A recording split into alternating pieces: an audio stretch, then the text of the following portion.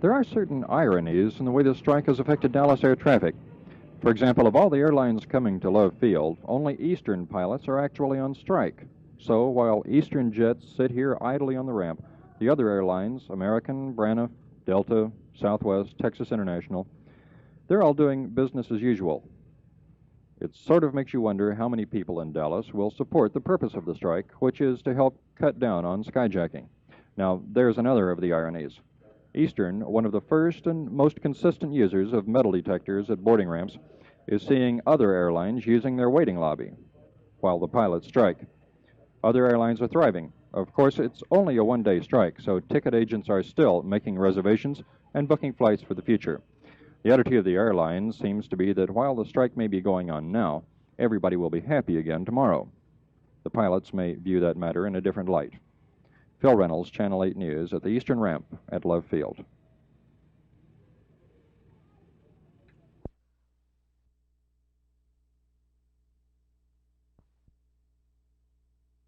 The area is safe as far as fire is concerned right now, unless some unknown ignition source comes in.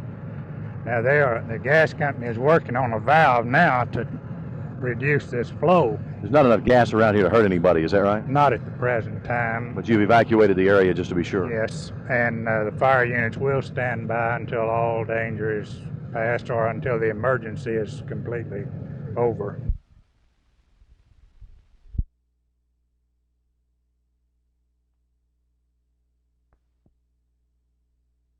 A few weeks ago, Channel 8 did a mini documentary on black emancipation, or better known as the 19th of June. Today, we're at Comanche Crossing. Here, a celebration has been held for 107 years. One of the many events scheduled here at Comanche Crossing on the 19th of June is an apple eating contest. This year, I decided to try my hand at it. All right, get set, go!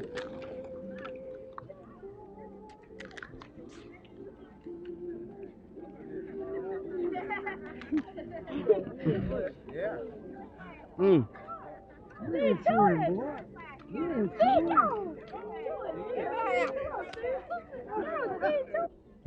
You ain't got nothing left. You ain't got nothing left.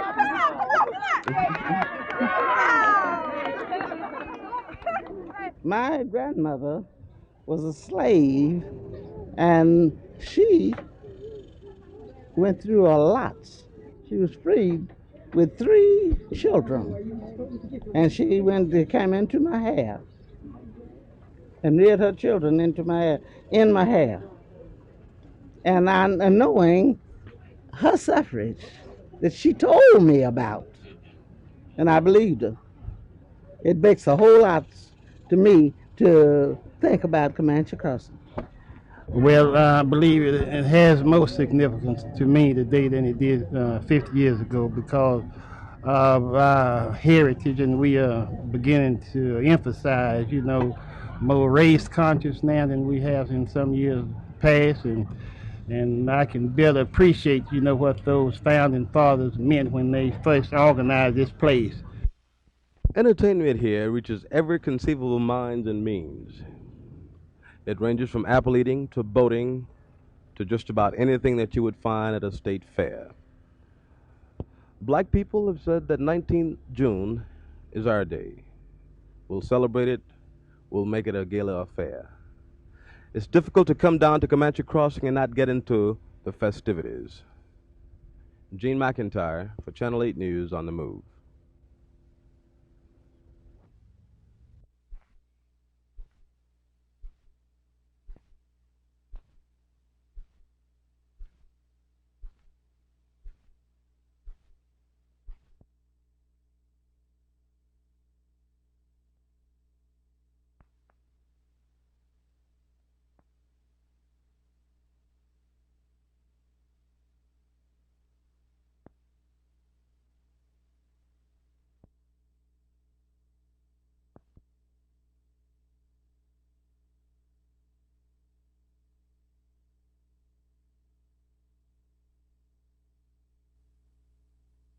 Mariachi music seems to be the in beat this summer, at least for this group of students who have given up their swimming and baseball time to study the native Mexican music.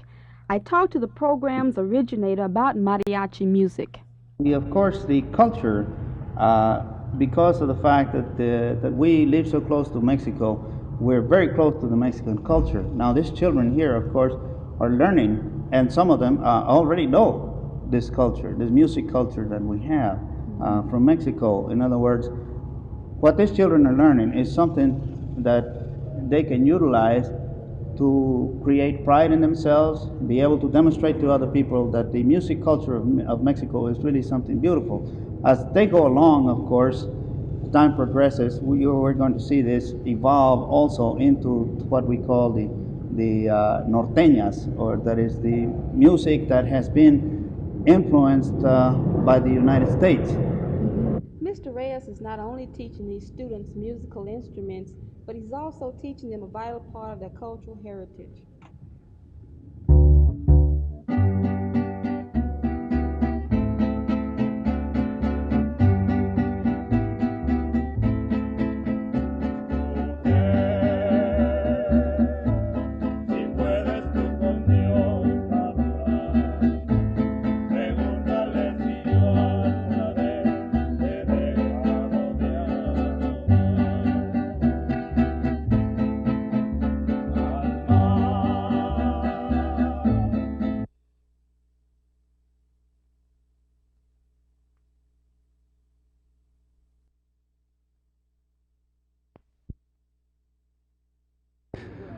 For me, it is, I believe, being so young and being under Ted Williams, a man can really help you with your hitting.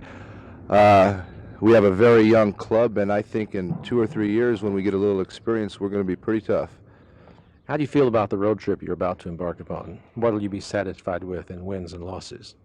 Well, anytime you go on the road, if you can come off 50-50, win half the games, I think you've done real well. And with us, if we can win more games on the road, the way we've been playing at home recently, we can look for a fairly good year. And with several home trips under your belt, are you beginning to get the feel of the fans out there in the outfield? I know you probably talk to them occasionally. How do you feel the fans care for you as Rangers? I personally believe the fans are very pleased to have us here. I've talked to a lot of people off the field and during the game, and they're really great to me. I haven't had any problems yet, which I'm very pleased.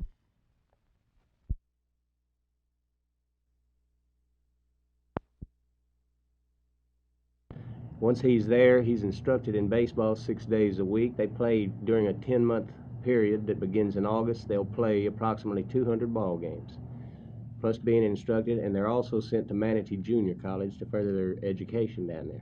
This is the third year of this camp, and it's still the only one of its kind in Major League Ball. Right, it is, Verne. We started off, and it's a new innovation in baseball, and anytime you have anything new, sometimes people look down their noses at you. But now it's beginning to catch on. We've got a lot of real good publicity on the camp, and people have seen it. Ted Williams, Tony Kubek, and so forth have given us favorable talk on it along the lines, and we think we're getting something out of it.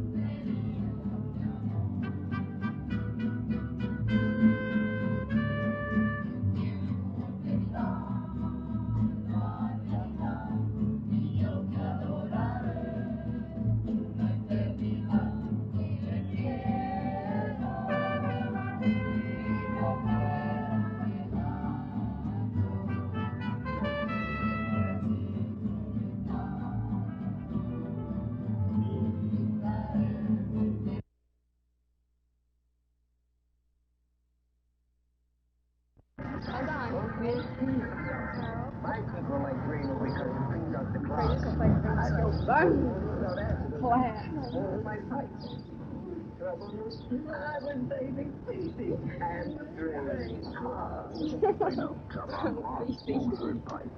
reason we're doing this is to prove to our parents we can, and there's nothing else to do this summer, so, and they kind of dared us to do it, or both of our parents did, so we're going to see if we can do it. Our parents think we're idiots sitting out in the sun in the hot all day just to break a world's record on the seesaw, but I guess the real reason is because my dad bet us $5 we couldn't do it.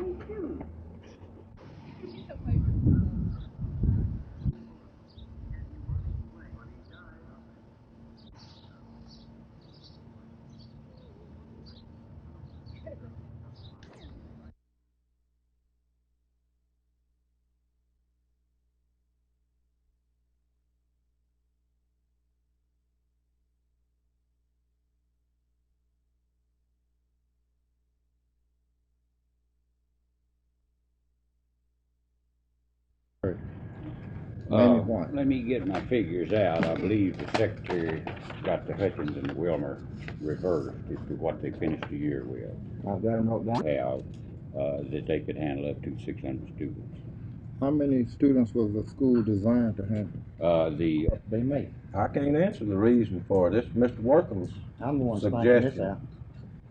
Oh, so you're saying that Mr. Wortham by himself decided that we would go about this zone change? No, part of the building was 17 classrooms, so 30 to the classroom. We can tell right quick. Some had it on the agenda, and brought it up on the agenda at the regular board meeting to on grade changes.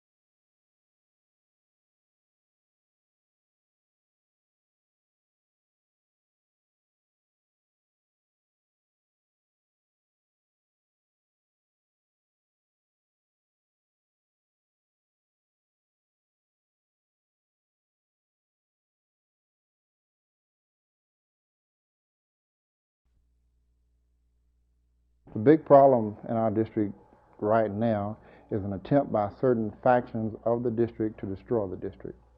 How are they attempting to destroy your district? I believe they're trying to destroy it using a deceptive method by going into the community, telling groups of people and showing that the district can survive and progress if it is divided racially. Well, now, your Wilma Hutchins Independent School District is now, what, over 90% black? Oh, correct. I think it would be about a 9 or 10. So who are they going to with these stories? Ironically enough, to that 10% which is non-black, and then some of the black residents of the school district.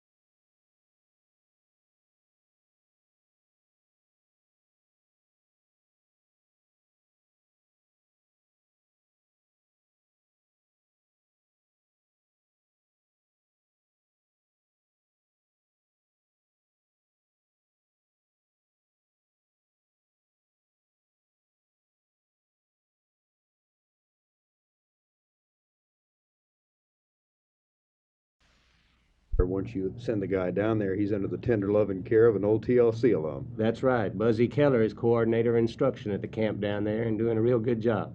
Shane, it's a difficult question to answer, I would guess, but are the odds against you signing a boy at one of these tryout camps? Yes, the odds, it's the same way as scouts drafting ball players and signing them. Compared to the ball players' number they see, the number they sign is very small.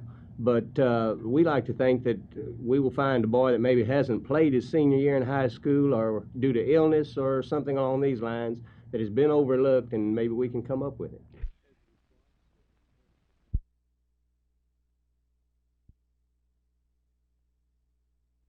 Three, slide. Hang on, ball. Ball no higher than your waist. There goes the pretty ball on 7. Pretty ball. No.